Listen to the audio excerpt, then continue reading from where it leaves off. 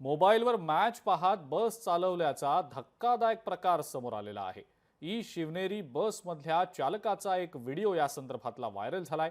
हा video viral झाल्यानंतर आता बस चालकावर कारवाई करण्यात आलेली आहे। एसटी प्रशासनानं बस चालकाला बडतर्फ केलेला असून खासगी कंपनीला 5,000चा दंड सुद्धा ठोठावलाय। परिवहन मंत्री प्रताप सरनाईकांच्या निर्देशांनुसार बस चालवत मोबाईलवर क्रिकेट मॅच पाहणाऱ्या खासगी चालकाला एसटी प्रशासनानं बडतर्फ केलंय आणि संबंधित खासगी कंपनीला 5,000चा दंड सुद्धा ठोठावलाय। 21 मार्चला संध्याकाळी 7 वाजता दादरहून स्वारगेट साठी निघालेल्या खासगी शिवनेरी बसमधील चालक रात्री लोणावळ्याजवळ बस चालवत क्रिकेट मॅच पाहत असलेला व्हिडिओ समोर आलेला होता आणि त्यानंतर परिवहन मंत्री प्रताप सरनाईक यांनी या संदर्भात ही कारवाई केली आहे।